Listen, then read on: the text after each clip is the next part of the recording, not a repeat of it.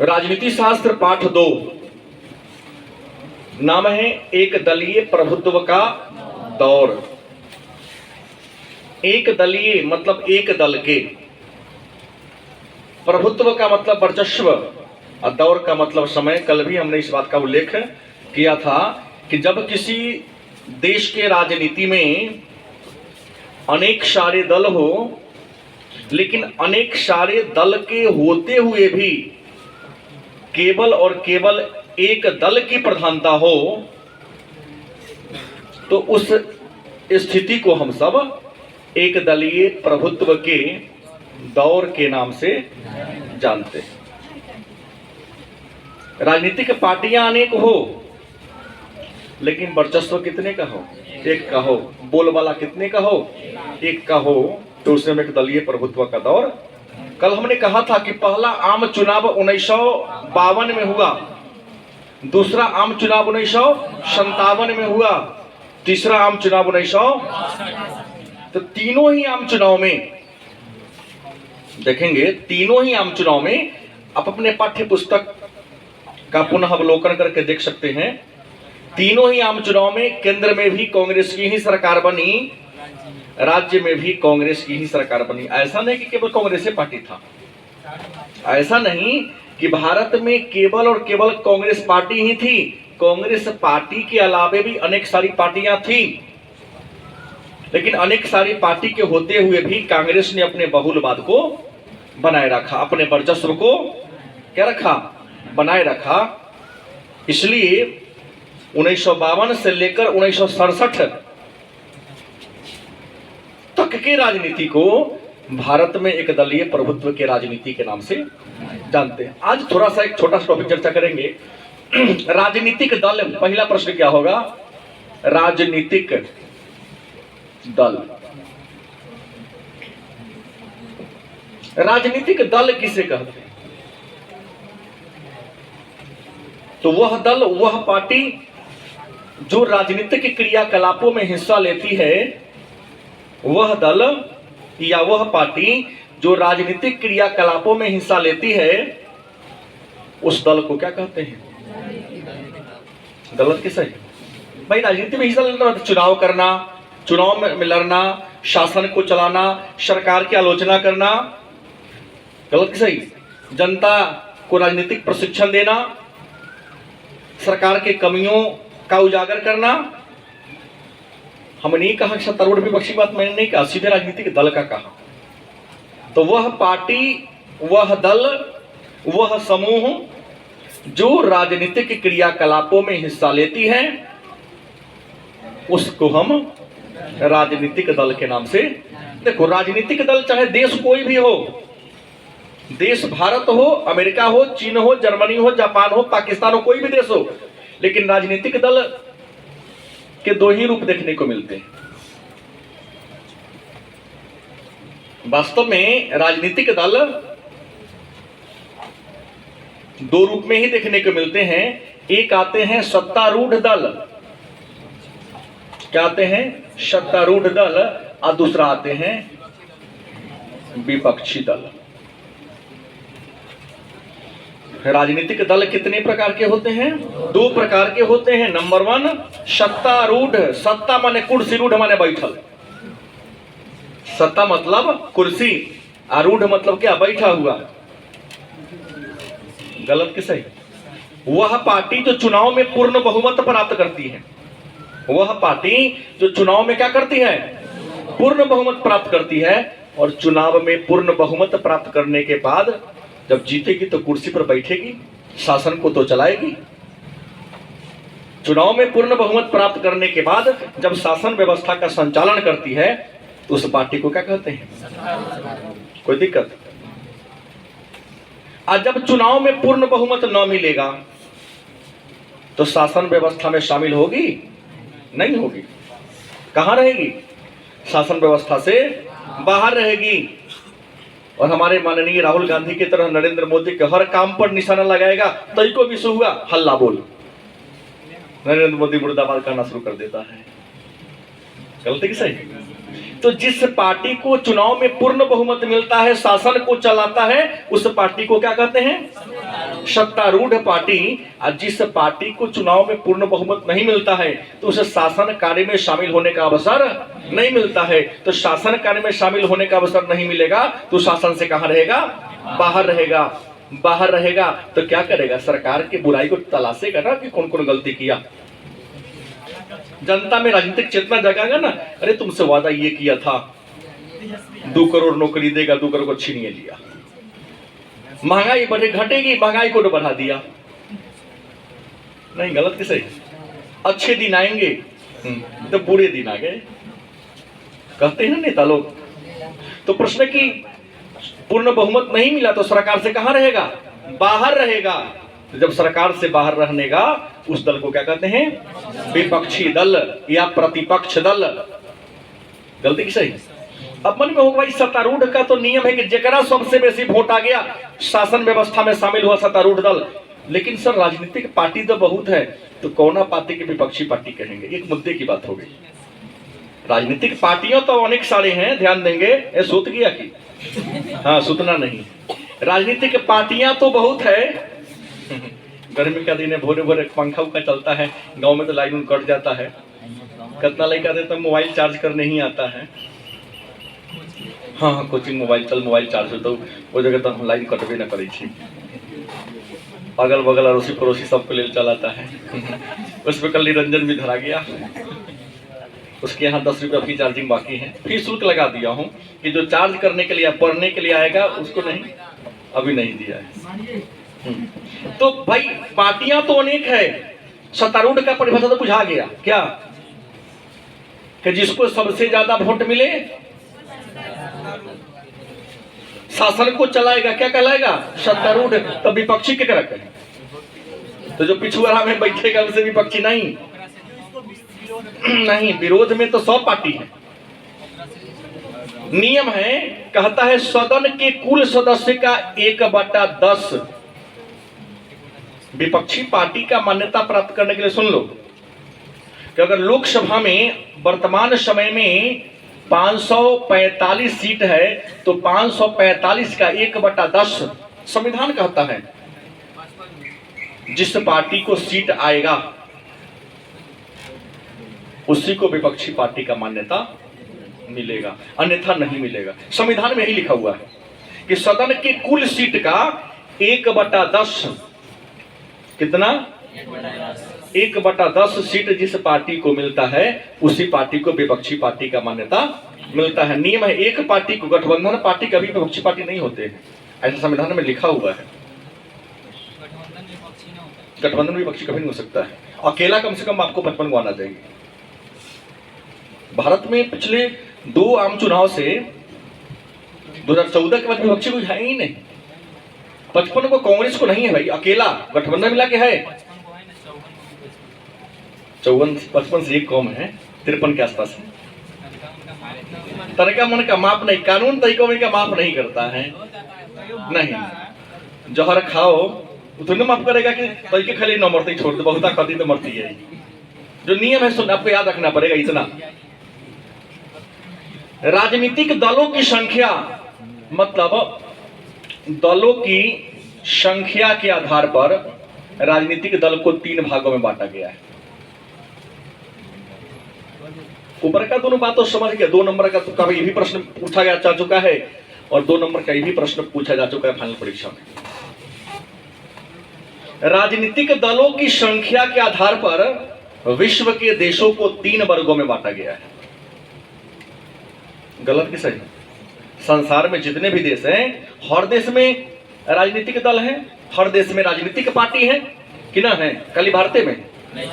सब देश में नहीं है। कहीं पर राजनीतिक पार्टी की संख्या ज्यादा है, कहीं पर राजनीतिक पार्टी की संख्या क्या है? कम है। तो राजनीतिक दल या राजनीतिक पार्टी की संख्या के आधार पर विश्व के देशों को कितने वर्गों में बांटा गया है? पहला एक दलीय,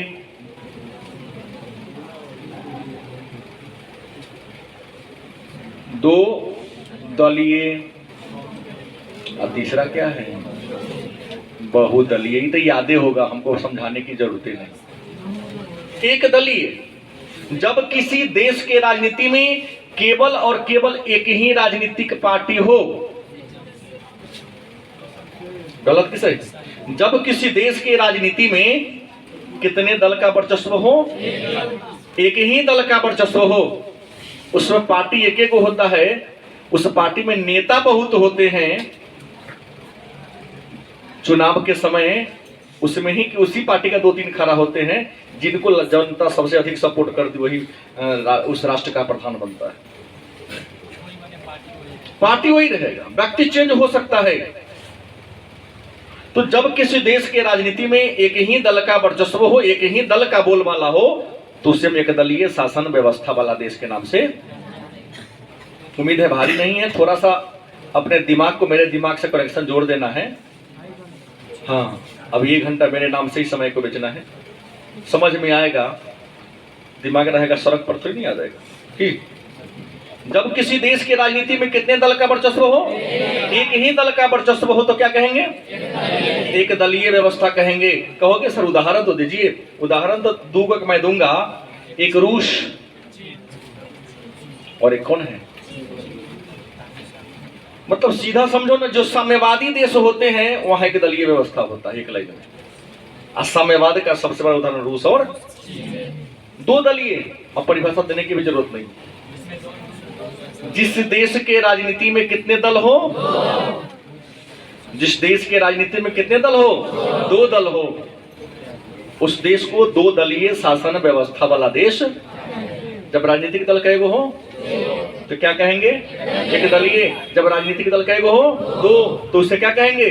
2 दलीय शासन व्यवस्था वाला देश। अनेक उदाहरण हैं, हम ब्रिटेन ले लो, लेबर पार्टी, कंजर्वेटिव पार्टी, नहीं मेन 2 ये है। अमेरिका ले लो, अमेरिका में भी कई है, लेकिन वर्चस्व 2 का है, इसलिए 2 दलीय की श्रेणी में इसको रखा गया है। अमेरिका में 10-12 को पार्टी है।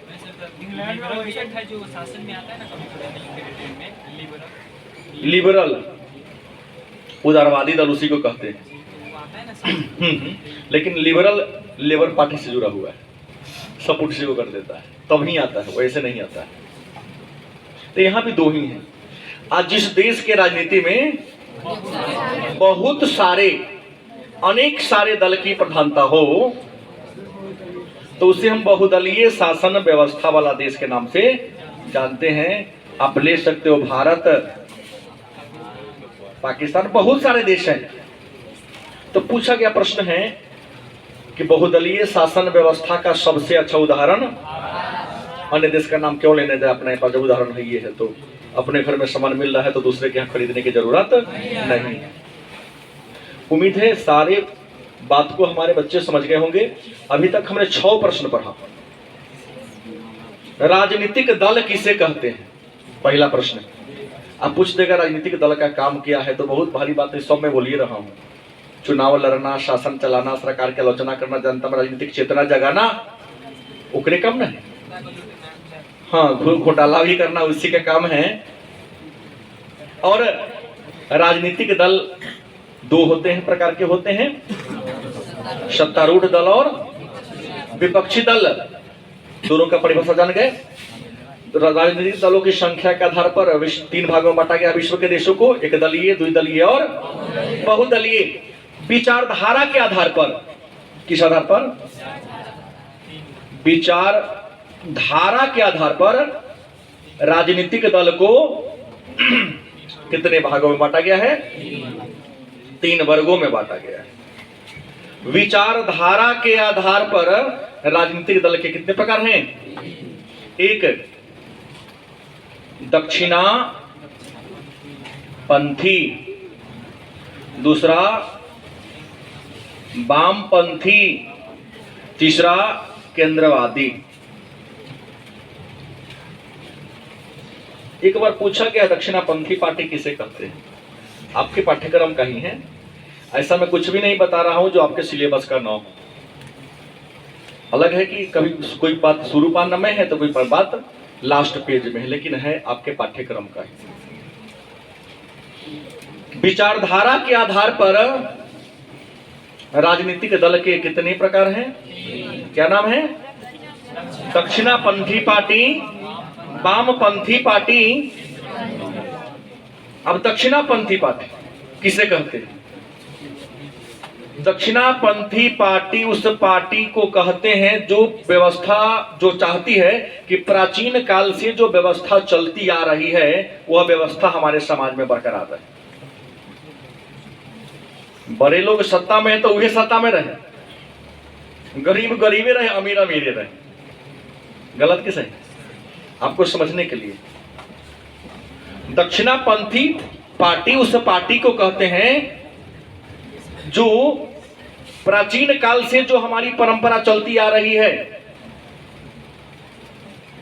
शासन में पूंजीपति वर्ग का ही दबदबा हो, नहीं, ऊपर वाले हमेशा ऊपर रहे और नीचे वाले हमेशा नीचे रहे, ऐसा विचारधारा वाले पार्टी को हम दक्षिणापंथी पार्टी के नाम से, हमें सबसे पहले का उदाहरण भारतीय जनता पार्टी को ही लेंगे। नहीं, धर्म का संबंध यहाँ नहीं है, यहाँ धर्म नहीं। अगर किताब में लिखा है तो किताब को उस बात को वापस लेना पड़ेगा। धर्म से यहाँ इसका कोई रिलेशन नहीं है। किसी विशेष समुदाय, हाँ, समुदाय कह सकते हैं। मतलब अब दक्षिणापंथी जो है, जो परंपरावादी है, कट्टरपंथी है, जो व्यवस्था समाज में पहले से चलते आ रहा है उसी व्यवस्था को बनाए रखना चाहता है। व्यवस्था में किसी प्रकार का चेंजिंग, किसी प्रकार का बदलाव नहीं चाहता है तो क्या कहेंगे? वामपंथी। हमारे माननीय श्रीमान लालू प्रसाद यादव एक बार शॉर्ट को तर में बनियान के ऊपर से फुल पैंट को तर में ऊपर से जंगिया को पहन लिया। नहीं, हमने परिभाषा दी, आपको दिमाग होगा समझने का तब ना। वामपंथी का परिभाषा दे दिया हम। हाँ, जो क्रांति के द्वारा, आंदोलन के द्वारा समाज में परिवर्तन लाना चाहता है। प्राचीन काल से जो परंपरा चलती आ रही है उस व्यवस्था को आंदोलन या क्रांति के द्वारा हटा करके नई व्यवस्था को लागू करना चाहता है। मतलब किसान मजदूर शुरू से ही दबे कुचले हैं, वही ना बनियाई जो तर में पहनते यार निकाल कर शॉर्ट के ऊपर पहन लेंगे, बड़का तर में जो छोटका ऊपर आता है, पैजामा के ऊपर से जंघिया पहन लेंगे। नहीं, अच्छा क्या ना लगेगा? पीके सिनेमा में कहता है कि तुम्हारे यहाँ सब नंगे लंगटे रहता है, तो कौआ लंगटे बैठल है, खराब लगता है। नहीं, हम कुछ पहन लेगा तो खराब लगेगा। आपके दिमाग में सिट कर दिया गया है ना कि पूंजीपति ही शासन को चला सकता है, गरीब को तो शासन चलाने का हिम्मतें नहीं है। अरे एक बार मौका तो देखो, आपको अच्छा लगने लगेगा। पहले हमारे समझ में छुआछूत थी, बात न पचेगा तो तैयो पचाने का प्रयास कीजिएगा। तो वो लगता था, लेकिन हम नहीं है तो कहाँ खराब लग रहा है? सब जोड़े खाता पीता घूमता फिरता है। गलत कि सही? पर नहीं था तो अरे वो तो पानी चला रहा है, उसके हाथ के हम पानी पिएंगे तो छुआइए जाएंगे। गलत कि सही? उस समय के लिए वो सही था, अब नहीं हो रहा है तो नहीं, ठीक है, यही अच्छा लग रहा है।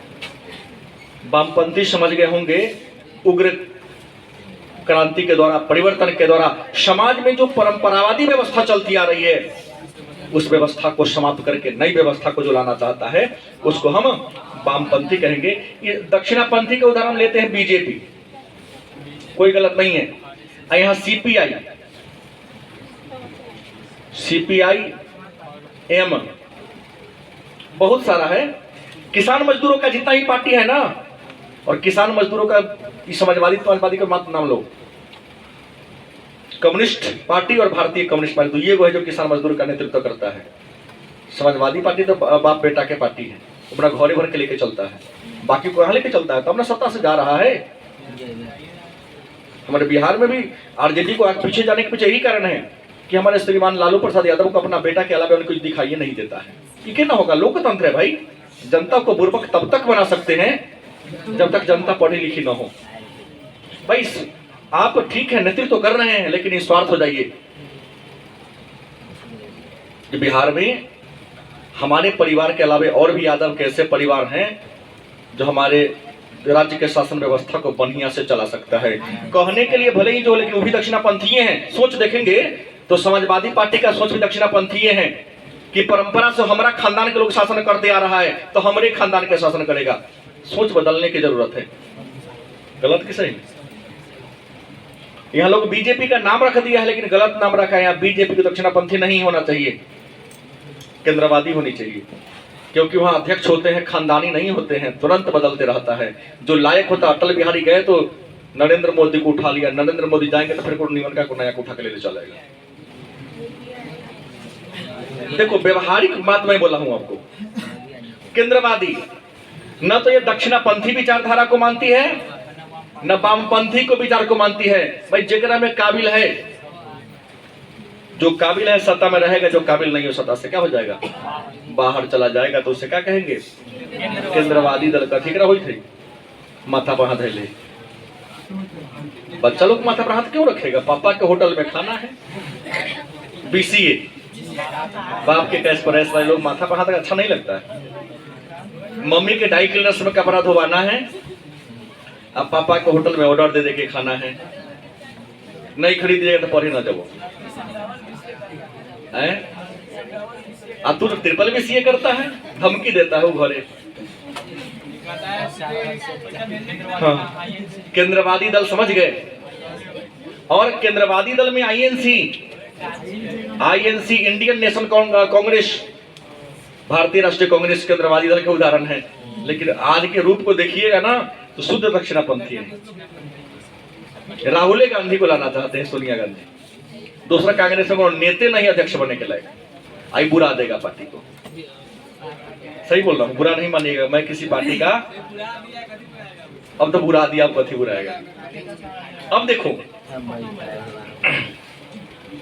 सारे बात को हमारे सारे बच्चे उम्मीद है समझ गए होंगे कि ना समझे। भारत की बात कर लें तो विस्तार के आधार पर, विस्तार के आधार पर भारत में राजनीतिक दल को 3 वर्गों में बांटा गया है। केवल इंडिया की बात कर ले, किसके रेस्पेक्ट में बात किया हूं मैं, भारत के रेस्पेक्ट में बात कर लूं तो विस्तार के आधार पर, कार्य विस्तार के आधार पर भारत में राजनीतिक दल को 3 वर्गों में बांटा गया है। पहला राष्ट्रीय दल, क्या है, राष्ट्रीय दल। दूसरा राज्य स्तरीय दल। तीसरा क्षेत्रीय दल। गलती हो गया क्या? विस्तार के आधार पर राजनीतिक दल के कितने रूप हैं? 3 रूप हैं। राष्ट्रीय दल, राज्य स्तरीय दल, तीसरा क्या है, बना न पलटा 100 बात न मिलता, शब्द का चर्चा बीच में कहीं कहीं किया होगा है। लेकिन जरूर हमने पहले कहा, जो हम पढ़ा देता हूं या तो घरे जाके पढ़िए, नहीं तो जो टॉपिक में पढ़ाने वाला हूं सबको कह देता हूं क्या मैं पढ़ाने वाला हूं। आपका फर्ज बनता है घरे से पढ़ के आइए, तब आप प्रश्न करेंगे तो हमें भी मजा आएगा, लगेगा ना कि हमरो लड़का पढ़े छे। यहाँ तो 90% आता है जाता है जी sir, yes sir, no sir तो कहीं बोलता ही नहीं। जब तक नो बोलने की सामर्थ्य तुम में विकसित नहीं होगी तब तक आपको समझ में नहीं आएगा। इज्जत प्रतिष्ठा सोच लो तो नहीं के पास इज्जत प्रतिष्ठा है ही ना। हाँ गायबे, बच्चों की सबसे बड़ी बुराई हम लोग प्रश्न करते थे हमारे टीचर, जब मैं पढ़ता था, सर जब ना सर जी ना बुझल, आज ईगो ले लिया बच्चा। हम कहेंगे ना बुझल तो दोस्तवा सब हंस देगा, उससे हमको क्या लेना देना है, दोस्तवा हमारा जीवन कटा देगा। नहीं है, उस समय हाथ उठा लेंगे सर हमरा ना बुझेलक। खास करके अंग्रेजी क्लास में होता है ये सब। हमर तो तरीका मैं क्या बुझाई हो जाता है बात, क्योंकि हिंदी में बोलता हूँ, देहाती भाषा में बोलने का प्रयास करता हूँ। मारो तरीका पर उसको, यार चोरी किया क्या क्या, दोनों भाई एक जगह बैठल पंखा के हवा लगाता है। हम मुद्दे पर आइए। लगता है कि परोड़ी वाला पुराना दे, हमारा सब परोड़ी वाला उठाता है।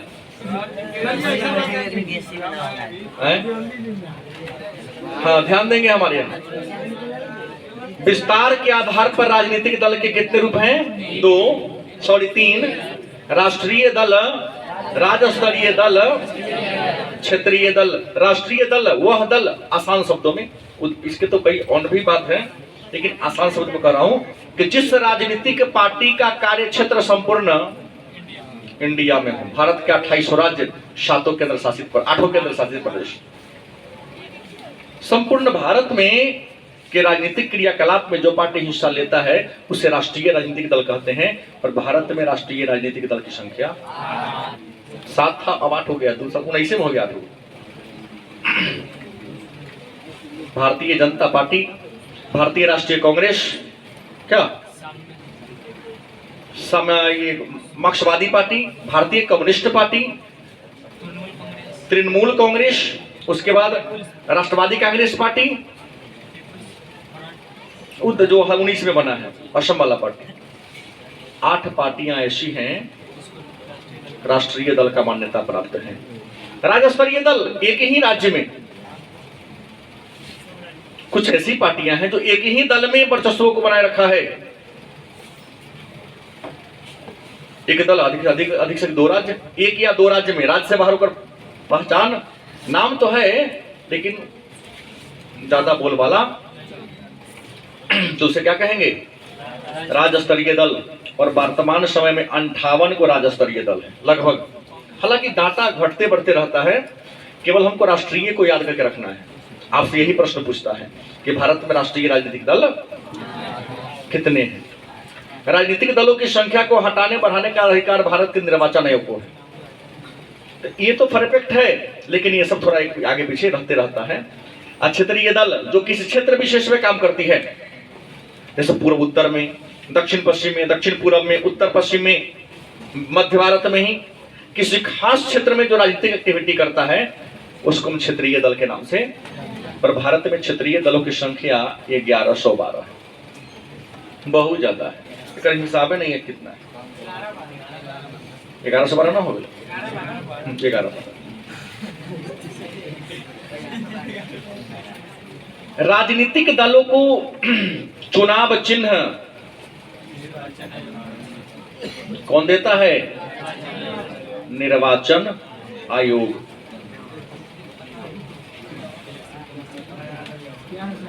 राजनीतिक दलों को चुनाव चिन्ह कौन देता है? मान्यता कौन देता है? निर्वाचन आयोग देता है। तो भारत की अमित, भारत की सबसे पुरानी राजनीतिक पार्टी कौन है? कितना बार पूछा गया प्रश्न। लड़कियां भी तैयार रहें, लड़की कौन कौन बता सकता है?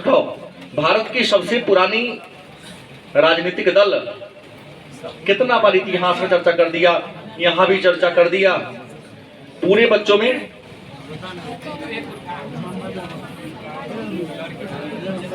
लड़की में 3 हाथ उठा, रिमझिम खड़ी हो, वेरी गुड। कौन है? कांग्रेस। भारत की सबसे प्राचीन राजनीतिक पार्टी कांग्रेस है। कौन है? कांग्रेस। हाँ, देखिए, स्वतंत्रता के पहले की बात छोड़ दो, हर पार्टी का अपना अपना अलग चिन्ह था, लेकिन स्वतंत्रता के बाद कांग्रेस का चुनाव चिन्ह पहले क्या था? गाय बछरू,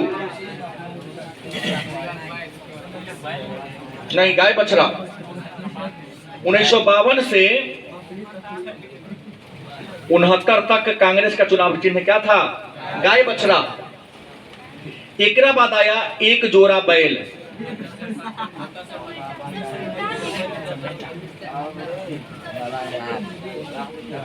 है? हम तो सही बता रहा हूं।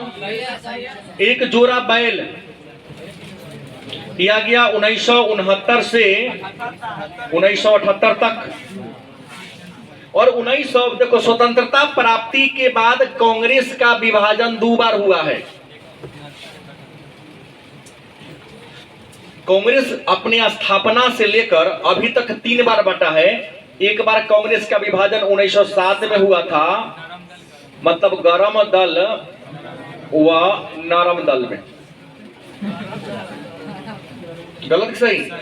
यह विभाजन सूरत में हुआ था, इसलिए इसको सूरत फूट के नाम से। स्वतंत्रता प्राप्ति के बाद पहली बार कांग्रेस का विभाजन 1969 में हुआ था। पुरानी कांग्रेस और नई कांग्रेस में। और पुनः विभाजन के बाद 1978 में कांग्रेस का एक बड़ा विभाजन हुआ था। उसमें कांग्रेस में इंदिरा गांधी का दबदबा बढ़ गया। और 1978 में ही कांग्रेस का नाम पड़ गया कांग्रेस ई, कांग्रेस इंदिरा। कोई पूछे कि कांग्रेस ई में ई का मतलब क्या होता था? इंदिरा। हाँ, 1978 से पहले कांग्रेस में ई शब्द शामिल नहीं था। तो 1978 में कांग्रेस का चुनाव चिन्ह हो गया हाथ का पंजा, हाथ का पंजा। अब एक प्रश्न है हमारे बच्चों से, मत समझना कि इंटरव्यू का ही प्रश्न है। हाथ का पंजा है तो दाहिने हाथ का पंजा है कि बाएं हाथ का पंजा है?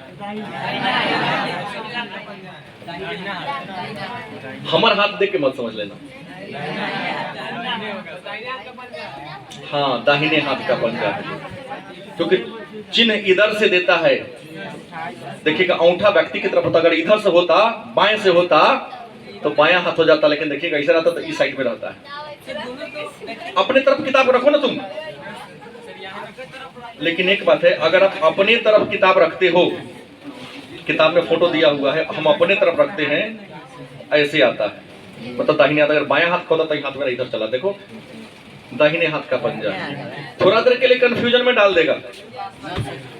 किताब तुम अपने सामने रखो तो पता चल जाता है कि दाहिना हाथ का पंजा है कि हाँ, दाहिने हाथ का पंजा। कभी सोचने का प्रयास हम लोग यही नहीं शायद। अब प्रश्न है, एक लास्ट प्रश्न हम ले सकता हूं इस टॉपिक का, आएगा तो और देखा जाएगा, लेकिन मेरे ख्याल से लास्ट ही प्रश्न होना चाहिए। कांग्रेस के वर्चस्व के क्या कारण थे? क्या मतलब 1952 के बाद कांग्रेस के वर्चस्व के कारण, आखिर वजह क्या था कि अनेक पार्टी होते हुए भी सिर्फ कांग्रेस का ही बोलबाला था? कुछ ना कुछ तो रीजन होगा, बिना कारण के कुछ काम होता नहीं है। तो पहला कारण यह था कि स्वतंत्रता की लड़ाई में अगर सबसे ज्यादा किसी पार्टी ने अपना योगदान दिया, किसने दिया था? कांग्रेस ने दिया था। स्वतंत्रता की लड़ाई में अगर सबसे ज्यादा किसी पार्टी और पार्टी के कार्यकर्ताओं ने बलिदान दिया, देश के लिए अगर कुछ किया, कौन किया था? लोगों के मन में यह बात बैठ गया था कि कांग्रेस ही वह पार्टी है जो स्वतंत्रता हमको दिलाया है, और कांग्रेस के नेतृत्व में ही हमारे देश की समस्याओं का समाधान हो सकता है। अन्य पार्टी पर किसी का भरोसा नहीं था। कांग्रेस के वर्चस्व का पहला कारण ही था। दूसरा कारण, कांग्रेस ने राजनीतिक बहुलवाद को बनाए रखा। राजनीतिक बहुलवाद मतलब हर क्षेत्र के लोगों को इसमें शामिल कर लिया था, हर धर्म के लोगों को शामिल कर लिया था। लिखते हैं विद्वान कि नेहरू सभी प्रकार के टोप पहनते थे। मॉरिस जोन्स ने क्या लिखा कि नेहरू हर प्रकार के टोप, रमजान का महीना है तो मौलवी साहब वाला टोपी पहन लेंगे, अगर प्रकाश वर्ष मनाया जा रहा हो, सिखों का त्योहार है, तो पगड़ी बांध लेंगे, वहां पर बौद्धों के त्योहार में जाएंगे तो गेरुआ वस्त्र धारण कर लेंगे, आदिवासियों के समारोह में जाएंगे तो पाकुक वाला आदिवासी की तरह घंगरा चोली पहन लेंगे। सभी लोग को ये दिमाग में सेट कर दिए थे कि नहीं, यही वह व्यक्ति है जो हमारी समस्या को, हमारी परंपरा को समझता है। जब हमारी परंपरा को समझता है तो हमारी समस्या का समाधान कर सकता है। जो हम सब करता है ना, मोदी की का नेहरू की बात मैंने उदाहरण लिया है, लेकिन सब नेता इस के करता है। इसके अलावे कांग्रेस के जो नेता थे उस समय के, आज के माननीय श्रीमान राहुल गांधी की तरह नहीं, चुनाव हार गए तो रेस्ट लेने के लिए स्विट्जरलैंड कहाँ तो घूमने चल जाते हैं। उस समय के नेता हारते थे तो मूल्यांकन करते थे क्षेत्र में जाके, भाई हमारा से की गलती हो गया, से वोट ना देला, अभी तो 4.5 साल मिलने ही नहीं आता है, चुनाव आता फिर दिखता है। हाँ, गर्मी और ठंडी की छुट्टी भी मनाने चल जाता है चुनाव हारने के बाद। तो कांग्रेस के जो नेता थे वह क्या थे? कर्मठ थे, जुझारू थे, लोगों की समस्या से रूबरू होते थे, आप बढ़ चढ़कर उनकी समस्याओं का क्या करते थे, समाधान करते थे। तो लोग भला कैसे नहीं उनको चुनेगा, चुनना तो क्या है, जायज है। लेकिन एक बात है, इन्हीं कारणों से कांग्रेस का वर्चस्व क्या रहा, विद्यमान रहा। लेकिन सबको पता है कि 27 मई 1964 को नेहरू का निधन हो गया। किनका?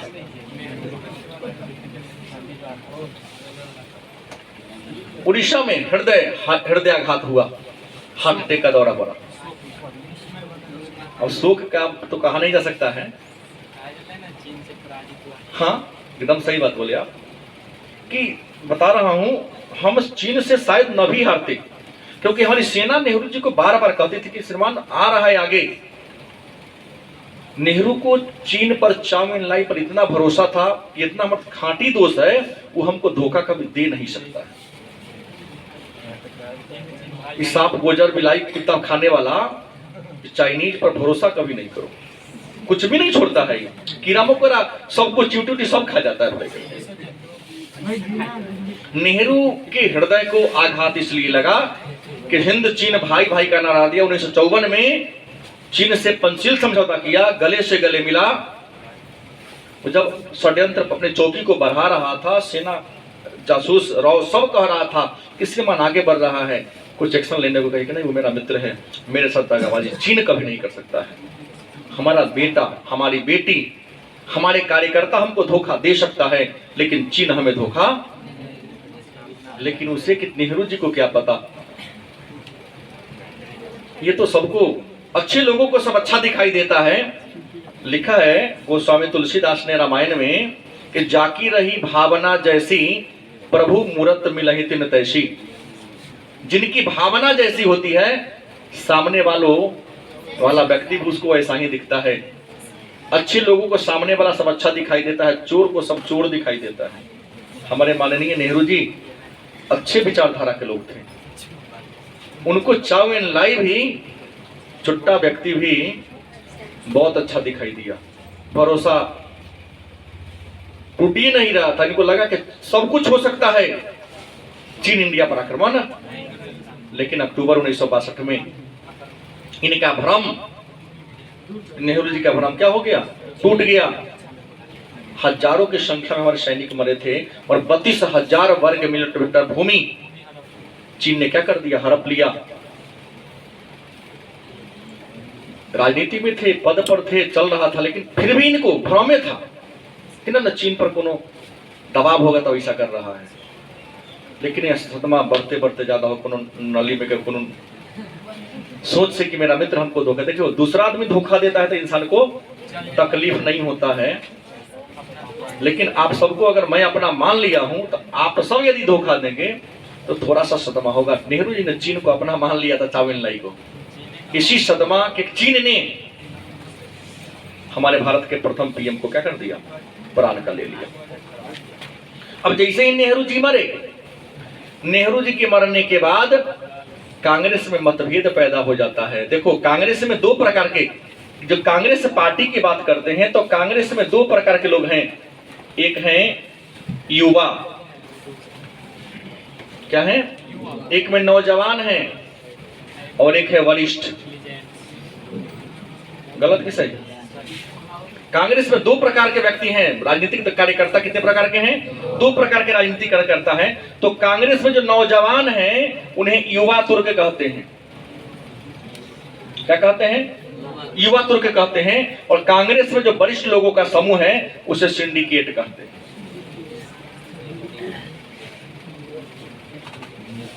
क्या कहते हैं? युवा तुर्क क्या है? तो कांग्रेस पार्टी के अंदर जो नौजवान कार्यकर्ताओं का समूह था, उस नौजवान कार्यकर्ताओं के समूह को क्या कहा गया? युवा तुर्क कहा गया। और वरिष्ठ नेताओं के समूह को क्या कहा गया? तो सिंडिकेट कहा गया। दूसरी बात, नेहरू की भी कुछ गलतियां थी। नेहरू सत्ता में आने के बाद तानाशाह जैसा हो गए थे, जो इनके विरुद्ध बोलता था। उनको किसी न किसी तरीके से चुप कराने का काम कर देते थे, या तो हत्या करवा दे या राजनीति में संन्यास लेवा दे, ऐसा करते थे। और 1963 की कहानी कह दूं, इन्होंने अपने विरोधियों का दमन करने के लिए एक योजना पेश किया था जिसका नाम था कामराज योजना। कामराज योजना, गलत कि सही? के कामराज कांग्रेस के अध्यक्ष थे, हाँ दलित भी थे। कांग्रेस के कुछ वरिष्ठ लोग थे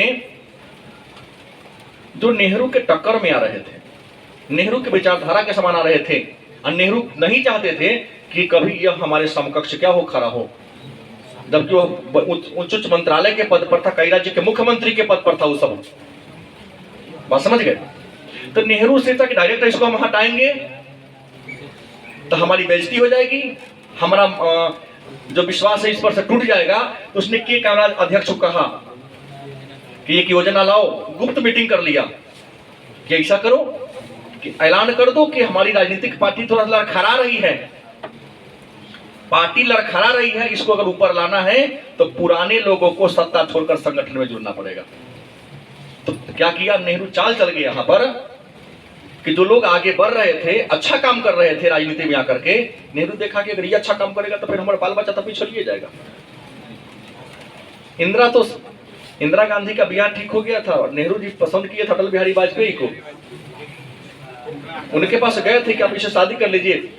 इंदिरा गांधी कहे कि मैं एक सब ब्याह न करूं। बेचारा वो संन्यास ले लिए कि लड़की हमको ठोकरा दी तो हम क्या ब्याह करे जाओ। इंदिरा के मन में था कि अगर हम इससे शादी कर लेंगे तो हमसे अधिक महत्वाकांक्षी लोग हैं ये, तब पीएम ई बनेगा कि हम बनेंगे। इंदिरा दूर की सोची थी। हाँ ठीक है, उनका प्यार भी था, नेहरू नहीं जानते थे, अलग बात है। लेकिन प्रश्न है, इंदिरा के मन में वो लव प्यार की बात छोड़ दो, उनके मन में ये वाली बात थी कि अगर हम अटल से विवाह कर लेते हैं तो हमारा राजनीतिक लाइफ क्या हो जाएगा, चौपट हम बनेंगे पीएम के हमारे हस्बैंड बनेंगे पीएम। तो अपने राजनीतिक कैरियर को बनाए रखने के लिए शायद मेरे दिमाग में इतना ही काम करता है, अन्य भी बात था। लेकिन महापुरुषों पर ऐसा हम कुछ ना कहना उचित नहीं समझेंगे, लेकिन अपने राजनीतिक कैरियर को इन्होंने, अटल जी को क्या कर दिया, ठुकरा दिया। बेचारा इहो कहे कि ना संन्यास ले, हम ब्याह नहीं करेंगे। अगर ब्याह होता तो शायद इंदिरा पीएम, और अटल बिहारी वाजपेयी ने ही इंदिरा गांधी को चंडी का अवतार कहा था। आगे चर्चा होगी, अभी तो शुरुआत है। राजनीति शास्त्र जो छात्र हमारे ये कहते हैं कि सर क्या पढ़ें, इतिहास से ज्यादा रोचक राजनीति शास्त्र लगेगा वॉल्यूम 1, क्योंकि 1947 के बाद भारत की राजनीति में क्या क्या बदलाव आया, उन कहानियों को हम यहाँ पर क्या करना है, चर्चा करना। खैर आइए, के कामराज योजना आया, नेहरू जी के विरुद्ध में जो आगे निकल रहा था, सीधे घोषणा कर दिया कि संगठन के जो भी पुराने कार्यकर्ता हैं, जो ऊंचे पद पर बैठे हैं, उनसे आग्रह है कि पार्टी की स्थिति चरमरा रही है, आप संगठन में चल जाइए, पार्टी को आगे बढ़ाइए, आगे बढ़ जाएगा तो फिर सत्ता पाइबे कीजिएगा। तो बुढ़वा सब समझ गया, मन पे दाम थोड़ी फोड़ने वाला था सब, तो हमको तो राजनीति से हटाने का तरीका इसका है। जैसे इसने बटा तो सबका ग्रुप बनेगा, सिंडिकेट ही तय करता था कि प्रधानमंत्री का अगला कार्यक्रम क्या होगा, अगला पीएम कौन बनेगा, अगला निर्णय क्या लेंगे। और इंदिरा गांधी का मन था नेहरू के मरने के बाद कि हम बनेंगे, लेकिन दबाव में शास्त्री जी को बना दिया गया, कमजोर आदमी को। लेकिन शास्त्री जी तो छक्का मार दिए केवल 1965 में। इंदिरा गांधी तो बेइज्जती कराने के चक्कर में था कि पाकिस्तान से लड़ाई हो गया, ये तो गरीब आदमी है, खाने का औकात है नहीं, जो हम कहेंगे वही बोलेगा। लेकिन पीएम की कुर्सी पर बैठते ही तो विद्वान निकले, लड़ाई आ गया, घोषणा कर दिया, जय जवान जय किसान। भूखमरी थी तो जय किसान, पाकिस्तान ने युद्ध कर दिया तो सीधे कहा जय जवान। अपन सेना का मनोबल बढ़ गया कि जय जवान कहा, चढ़ गया लाहौर पर, लाठी ले पहुंच गया लाहौर, पाकिस्तान की राजधानी थी, उसको जीत लिया। अब इंदिरा का तो लगा कि बाप रे तो गड़बड़ा गया काम मेरा, अब तो अगला पीएम हम नहीं बनेंगे कि पाकिस्तान को हमारा बाप जो काम नहीं किया, तब पाकिस्तान को जीत लिया। 1966 में ताशकंद में समझौता हुआ, रूस के प्रधानमंत्री केशोजीन उसका मध्यस्थ बने।